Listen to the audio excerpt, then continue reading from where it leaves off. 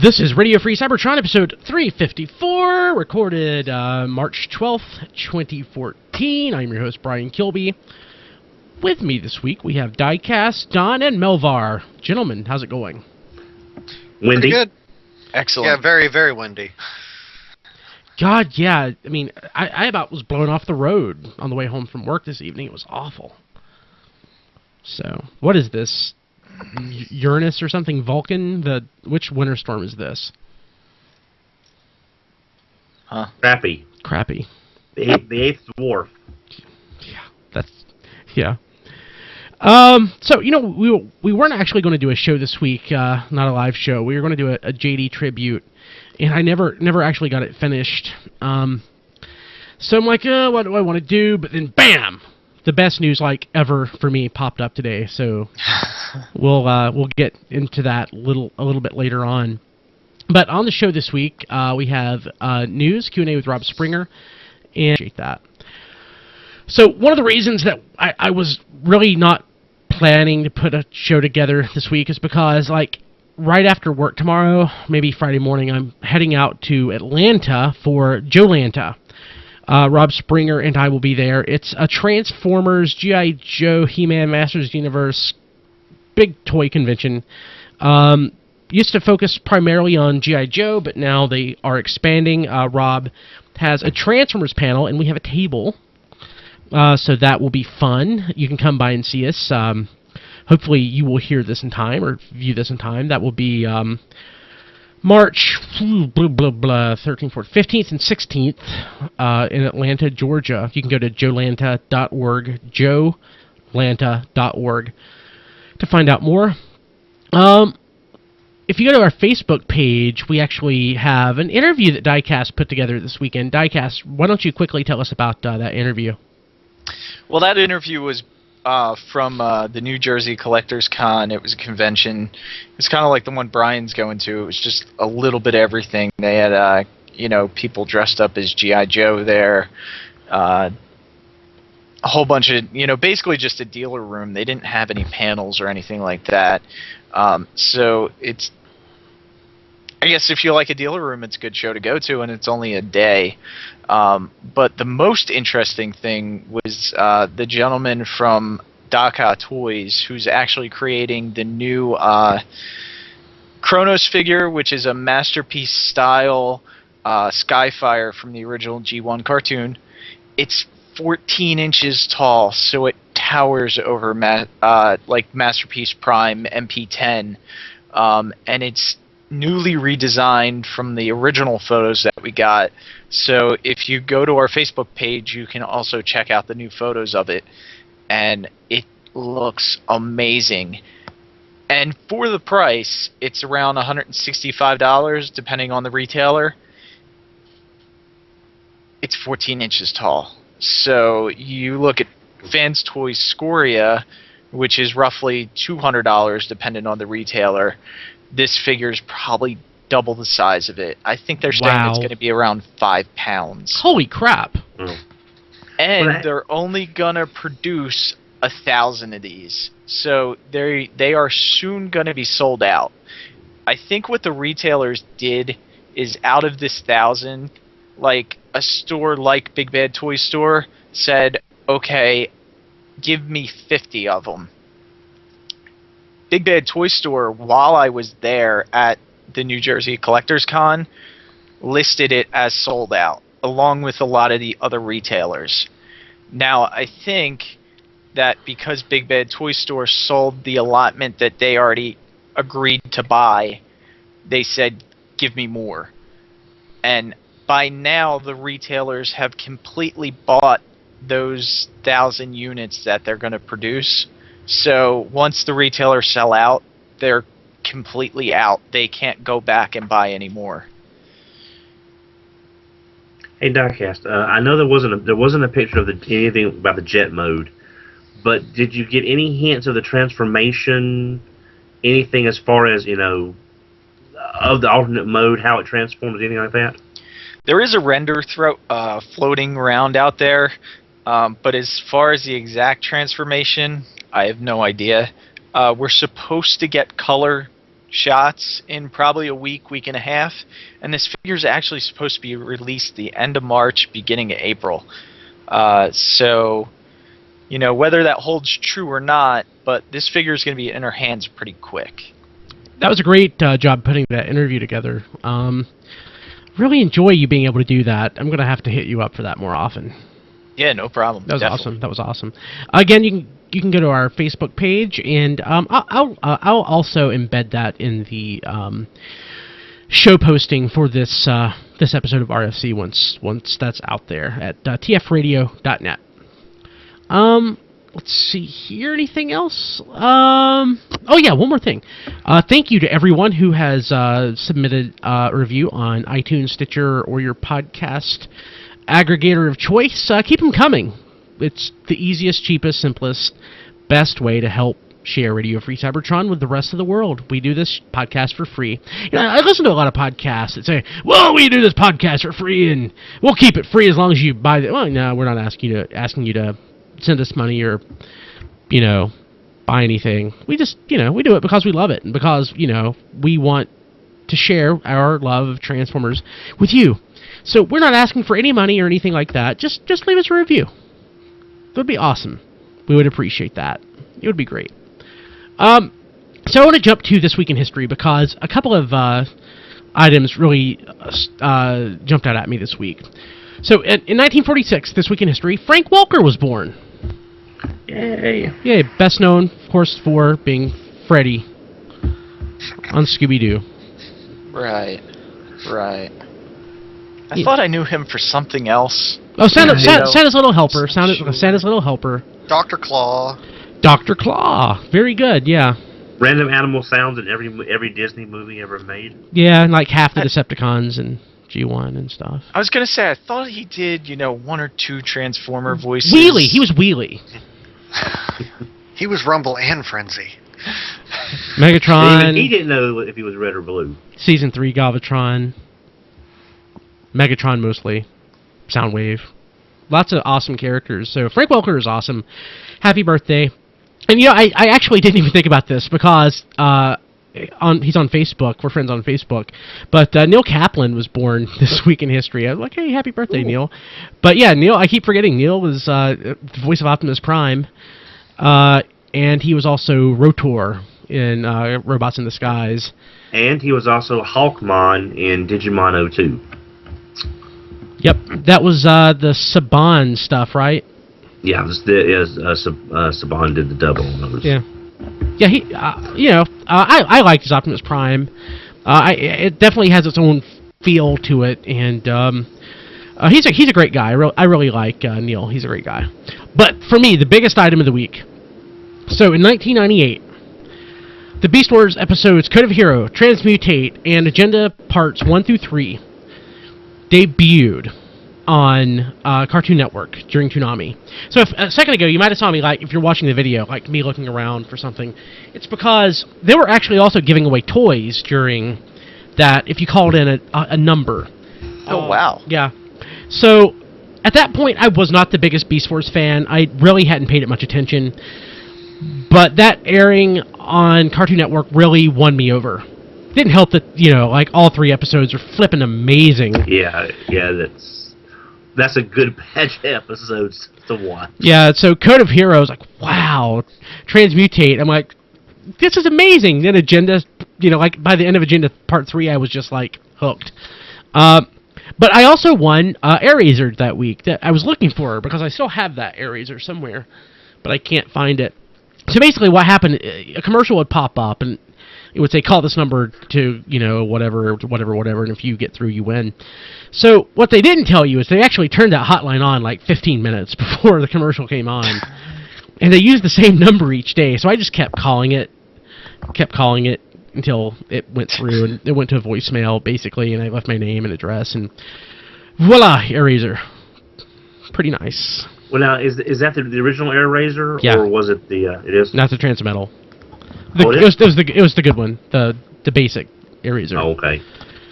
Yeah, so I really, yeah, that was just a great way of getting hooked into Beast Wars. So it was really awesome.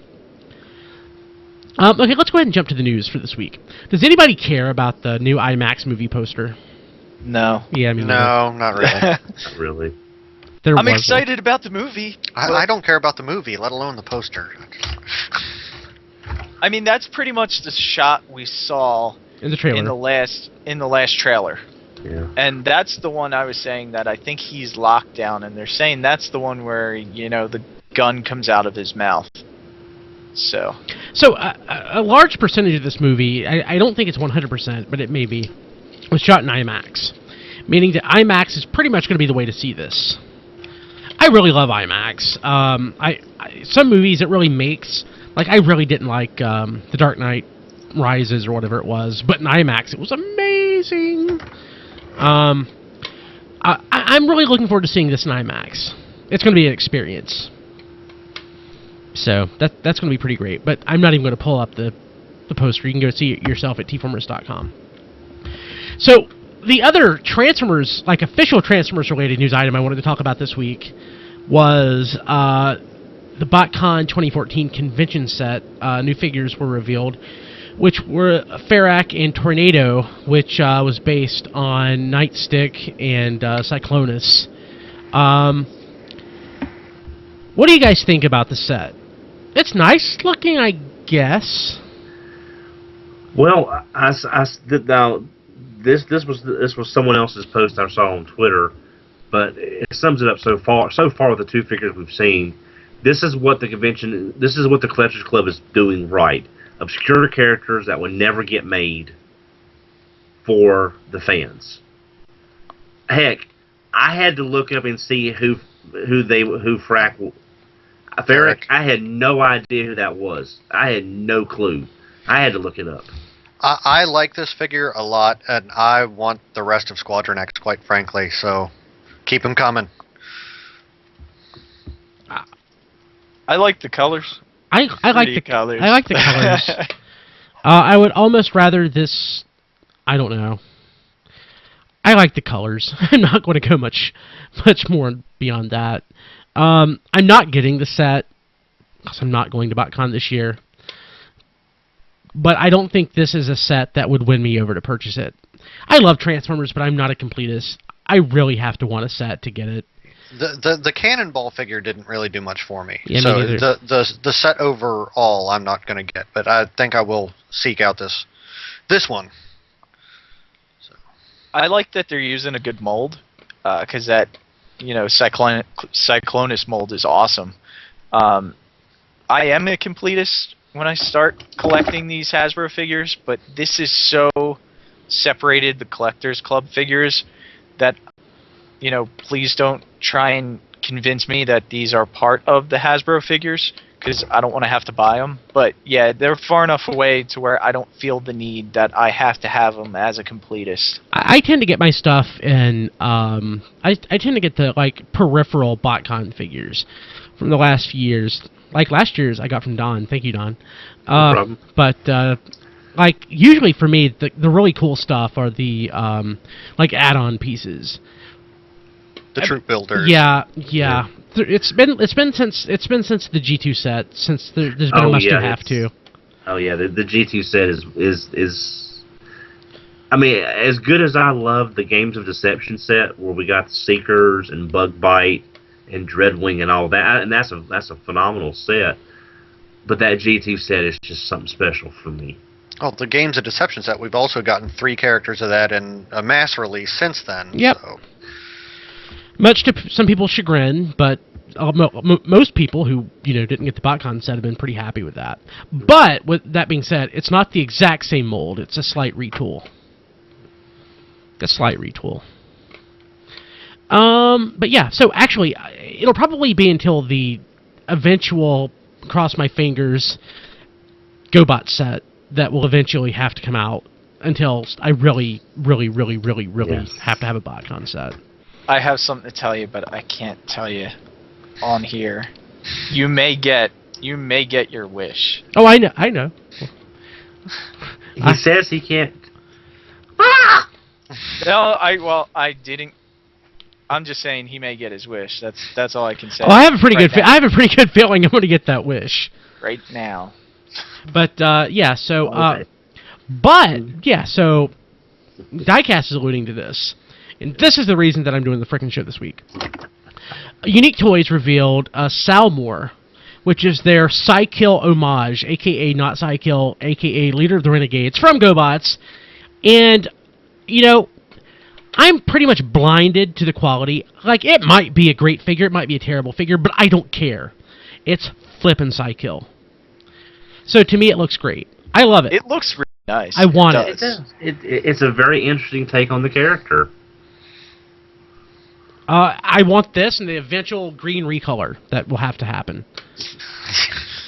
Because I like both colors for Psykill. And if they do if this does well and they do a Leader 1 to counter it, you'll be able to get a Leader 1 in white and the one in blue and white. Yeah. Blue, yes. Blue, yeah. So that would be something good. But this looks like a nice figure. It's a motorcycle, which we don't have many of those that are not RC. So it'll be nice. Now, so if you listen back to classic episodes of RSC, listen forward, we've progressively gotten looser and looser and more lax on, the third-party stuff. And my biggest complaint's always been about, stealing Hasbro IP and so on and so forth. And, GoBots are, a lot of people may not know, but GoBots are Hasbro IP at this point. Since Hasbro bought out, is it Galoob? Tonka. Hasbro bought out Galoob as well, but Tonka was the ones that did GoBots. In the U.S. And,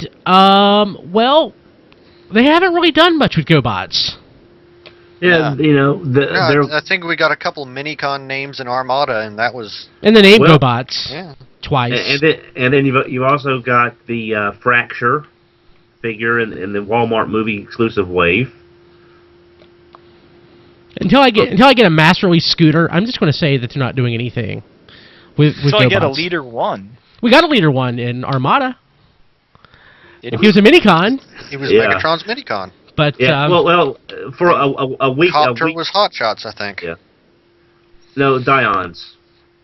Oh, okay. Yeah, the club yeah, of Dion. Yeah, exactly. But you're going to say something else, Don?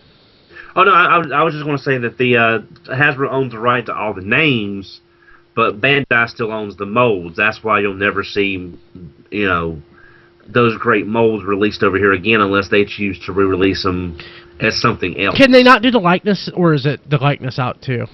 I believe the last time I talked to one of the big GoBot dealers at BotCon, and there's several there, that Hasbro basically just owns the names. The likenesses to the toy is all still belonging to Bandai. So when was the last time we got something Machine Robo in Japan, new, or based on these characters? In the Because Machine Robo is still going on, right? Basically. No, but Bandai just released basically a high grade level kit, a figure of Phytor or Blue Jet. So there's still the occasional piece being released. It's just as Machine Robo. I really want this. Like, I'm somehow going to get this. I'll probably... I'm at the point where I'm having to displace one. I have so much crap here, as you can tell. I'm having to displace stuff, so I'm probably going to have to get rid of something to get this. But I will own this. And the eventual. I'm hoping if he has a gun, when you clip the gun into his hand, it looks like a giant version of Psykill's fist. That would be awesome. Yeah, I love his gun. He is a little expensive. I mean, he's $100 for a Voyager size. And it's from Unique Toys. That gives me a little bit of pause. Yeah, they've had some quality issues in the past. Yeah, I've been watching a few of their Predacon reviews by Evangelists and some other folks. The quality is improving apparently from level to level, but still it's a little iffy in some places. And this is a very expensive figure. Yeah, they did the Not Galvatron too, and that was a Voyager, roughly Voyager size, right? And that was about 105 or 115, something like that. 115 is about the price I'm seeing nowadays. And how was the quality on that? Does anyone know? PL did a review, and he had a pre-production sample that had a few issues, but his post-production sample, they were all fixed. So my problem with that figure was more aesthetics than it was anything else, because head hanging out the bottom. Yes, that was a deal breaker for me. Yeah, that was a you couldn't have found somewhere to put that head, but Skullface had just pinged me or messaged me. I hope it's okay if I mention the Skullface. Art for that might end up being the basis for Leader 1, for the Unique Toys Leader 1 when that eventually happens. And ooh, yeah, it'll be nice. Ooh, I will buy that. Ooh, yes. I will buy that. And the repaint potentials are just staggering. I like that picture too. It's That's some good artwork. I like that thing. It's basically his classic Leader 1. Yeah. I like Leader 1. His, of course, his GoBots Machine Robo version toy is a little plain, but I still love it. I really want this to happen, like, so bad. Yes. That's one thing that, the third parties haven't really touched on is GoBots. Everybody's, everybody's doing combiners. They're all producing the same thing over top of each other. This is different. This will sell. Well, GoBots are kind of obscure, and the people who know about GoBots, most of them forgot about GoBots. Well, no, it's just I'll say this, Diecast. GoBots in the United States has such a negative connotation because of the cartoon. If you remove the cartoon from the equation and look at the figures themselves, people love GoBots. People love the figures. It's just, it's so interconnected with that bad cartoon. That's why you get these people that always put it down, because they think it's like the cartoon. And I don't know. I don't know if anybody else is the same. I grew up dirt poor. So not only did I have GoBots, for the most part, instead of the Transformers, I had knockoff GoBots. Because knockoff GoBots were still easy to find as well. Yep. So, I loved me some GoBots. I had GoBots. They may have been knockoffs. I don't know. I was young. Yeah, I mean, I'm just saying, there are GoBots at the price point that you would have bought a ThrottleBot that completely blew the ThrottleBots out of the water as far as complexity, design. Hell, I've got Tux. He's a robot, an evil robot that turns into a limo with a top hat. Yeah. That is the most awesome thing ever. Oh God, Brian, a third-party Tux, limo, top hat, the whole 9 yards. That would be excellent. That would be excellent. But yeah, I'm really excited about this. Like Psykill Leader 1, I would be done pretty much there. I think if like with life, I could like die happy. Actually, Scaleface. What about a Puzzler? Yeah. I'm one of those people that thinks that Puzzler is nice, but way overrated. I love Puzzler. Yeah, and I'm hoping, again, we got the Toy World coming out with that. But yeah, third-party Vanguard, Pathfinder. Mm-hmm. I would. Oh man, I'm gonna stop giving them ideas. Need a cheaper paper myself. Yeah, because I can imagine if they did a Pathfinder in this same style, it would blow the UFO from iGear out of the water. Yeah. Yeah. Cosmos does that. Yeah. I didn't actually realize this until a couple days ago, that you could actually pop the dome off of the not Cosmos's head. And really? I like it a lot better when you take the dome off. I like the idea. I think it's a great idea in concept, but no, you can't eat my wires. I wonder why his mic wasn't working earlier. That's probably it. So I just want to say this. So I am putting that third party. I am putting that that JD podcast together, and I am definitely going to feature as much Massey references as I can. Massey. Yeah. Oh God. We will miss that. Yeah. I'll make sure that Rob and I do quite a bit of that this weekend. I'll get that recorded at the table. One more item in the news before we jump to break. We have new images of the Fans Toys Scoria. It's a new test shot images. And it's such a nice looking toy. It's such a nice looking toy that's just a little bit too big. But because in those pictures, Grimlock has his booster feet on, and he's still.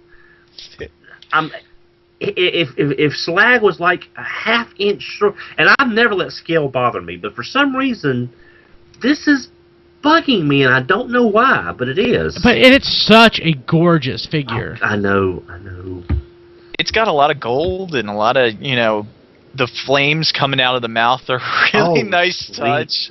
I love it. I really do, except for the size. Yeah, the size. And I'm sorry, those shoes on Grimlock make him look ridiculous. They're just not. The cool thing is, on my shelf, I have plenty of extra cassette tapes that I can't use anymore, so I'll be putting those under Grimlock's feet and boosting him up like that. Yeah, just stand him on a Decepticon, like lay him down and stand him on there and throw those feet to the side, and that'll probably look a little bit better. Well, I don't think the feet look bad, it's just... I think they look bad. Yeah, I think they look bad. Like platform shoes. That's what I'm saying. He needs to have a cane and a nice little pimp cape or something. And okay, if anyone out there watches this podcast and can do Photoshop, because I sure can't, please take Masterpiece Grimlock into Pimp Daddy, into Pimp Daddy mode. I would just love to see what that would come out. Forget Photoshop. Dr. Wu, please give me a cane and a cape. Yeah. That's all I want. Well, like I said, you have to have Pimp Daddy Destro to ride him. Absolutely. Oh, God, yeah. That's true. That's true. Any of you guys have that? No, I don't. Everyone I know won't. How much does he go for? I mean, he showed up for what, $35 at SDCC, something like that. Last time I looked for somebody else, it was like 60 or 70 still. It was. I would love to have the Sergeant Slaughter and that Zorana, and I think I could be done. What are you doing? Let's go ahead and jump to Q&A with Rob Springer, and we'll be back right after this. Let's come back and wrap things up. Okay. We are back. So Don was on TFYLP last week, and he'll be back on this week. It's, what is it, a discussion on Masterpiece throughout history, Don? Yep. We started with the MPO1 and the significances of the toy, and we're discussing the pros and cons of the Masterpieces since then. A lot of people are torn between, up to this point, who their favorite is. It's almost a dead heat between Grimlock and MPO1 Prime. Megatron is not scoring as high as... I can't even tell the straight face. So I was watching that live, and whenever I watch another Transformers podcast or whatever, I want to just insert my opinion so bad. But you know what? I don't know what my favorite Masterpiece toy is. I'd like to say Masterpiece Soundwave, but I can't. Probably Masterpiece Grimlock. It's definitely not MPO1. Well, it's like we were saying, Brian. The MPO1, to me, you kind of have to take that out of the equation because there's so much nostalgic about seeing that for the first time and the weight of that figure. It was amazing. 10 years ago. I still have mine on display. I do too. It's just, to be fair to the rest of the Masterpieces, you really need to take MP1 out of the equation. Mine's in the shot right now. Sorry. Plus, if you watch last week's episode, you can watch Massey randomly attack me for no reason. I did. It was awesome. That's always fun. That's at tftalk.net, I think. So that was fun, and you are going to be back on this week, which will air Friday. Friday, I believe we're starting around 8 or so, give or take, barring any internet issues. So make sure that you are following them on Twitter and on Facebook. Just look for TFYLP on Facebook, and you should be good to go. So I am going to wrap the show up. This is a mini-sode. That's when I emailed the guys today. I'm like, hey, let's do a mini-sode because I have to have it up pretty fast. So that's it. That's what he said. Yep. Oh, God. Let's not go back to last week's show. It's better. As awesome as it was, no. Yes, I loved last week's show. And we are sorry, Don. I can't tell you. I got at least 3 or 4 people contact me that basically shamed me for how awful we picked on you. And I had to tell them all that we apologized thoroughly after the show, but I don't think... Yes, so anyone they all apologize. I'm just waiting for the checks in the mail at this point. Yeah. And we still feel bad. I still feel bad. Yeah. Yeah. But last week's show was so fun. If you haven't gone back and watched or listened to it, look for Radio Free Cybertron 353. XV was back. Hey, Mickey was there. Amy was on, I think. Lots of people. It was fun. Lots and lots of people. And not much to talk about. That's why it went so blue so fast. Well, Hey Mickey and the alcohol probably didn't help. Hey Mickey was a little drunk. But that's the show for this week. Find us at tfradio.net and on Facebook. Just search for Radio Free Cybertron, and on Twitter. And if you catch this before Saturday, March 14th, 15th, and you're in the Atlanta, Georgia area, come by JoeLanta. Rob Springer and I will be there. Check out Rob's Transformers panel. That's going to be exciting. I'm looking forward to that. I may see if I can get a recording of it. If so, we will use it. Please record it. I will record it. Whether or not I can post it's the question. So, but that will be fun. So we will be back next week. I'm assuming. If not, we won't be. I guess. What I really want to do is put together that JD tribute show, but it'll probably be the week after that because I need some time to get that done. But like I was trying to explain to Kim this week, because she's been pushing me to do it for a good reason, because she wants me to do it. It's going to help me, I think, deal with some of this. It'll just be a good chance to relive some good memories. But I'm like, this is going to take me like 40 or 50 hours of listening to put together. So yeah, it's got to squeeze that in. But I guess that'll do it for the guys. Brian Kilby. We'll be back next week. Have a good one.